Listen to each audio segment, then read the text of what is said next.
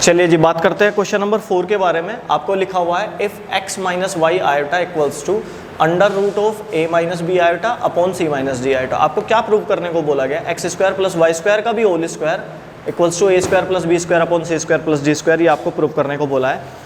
इस क्वेश्चन को करने के दो तरीके, हमने इसके एग्जाम्पल के बारे में बात करी थी कि आपको वो कभी भी x प्लस वाई आयोटा देंगे तो भी आपसे x square plus y square पूछेंगे, x माइनस वाई आयोटा देंगे तो भी आपसे यही पूछेंगे, या फिर दूसरे शब्दों में बोल सकते हैं वो आपको कि उन्होंने आपको दे दिया a प्लस बी आयोटा तो आपसे पूछा जाएगा a square plus b square.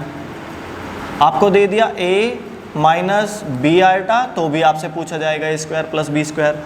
यानी कि इनडायरेक्टली वो आपसे a square minus b square पूछ रहे हैं। वो आपसे, देखो मैंने एग्जाम्पल वाले केस को समझाते वक्त भी आपको ये बताया था कि आपके पास अगर a प्लस बी आयोटा की वैल्यू है तो आप इसका कॉन्जुगेट बना सकते हो जिसको कहेंगे a माइनस बी आयोटा।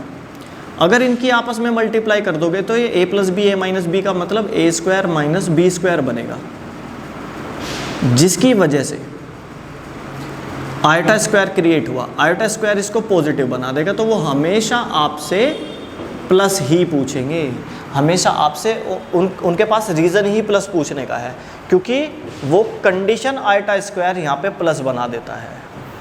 आपके पास ये है, ये आप बना सकते हो क्योंकि इसका कॉन्जुगेट है। अगर आपके पास ये है तो आप ये बना सकते हो क्योंकि इसका कॉन्जुगेट ही है। कॉन्जुगेट बनाना बड़ा ईजी है, ठीक है जी। इस क्वेश्चन की इसलिए ये वैरायटी है, तो इस टाइप का क्वेश्चन बनेगा। ये टाइप हो गया, फिक्स टाइप है ये। अब इस फिक्स टाइप को देखो कैसे सोल्व करना है। हमें क्या दिया गया है उस चीज़ पे गौर करते हैं। अब इस क्वेश्चन को करने के दो तरीके हैं, मैंने एग्जांपल में भी समझाया था। इसको करने के दो तरीके। पहला तरीका क्या है, आपके पास लिखा है ना x minus y iota equals to a minus b iota upon c minus d iota. इस पर अंडर रूट है। आप ना, ये आपको z करके दिया हुआ है, आपने इसका कॉन्जुगेट निकाल लो।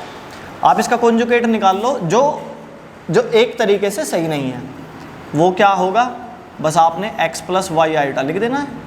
तो इधर क्या होगा, a प्लस बी आयोटा होगा अपॉन में c प्लस डी आयोटा होगा।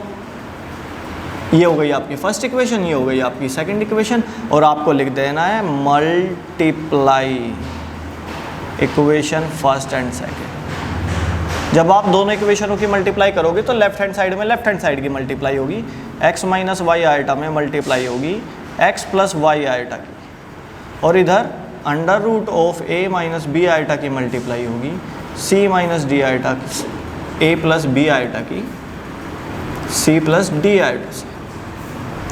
ऐसे मल्टीप्लाई पढ़ोगे आप तो आप क्या कहोगे कि ये क्या बन रहा है, ये क्या बन रहा है, a minus b a plus b, इसका मतलब a square minus b square.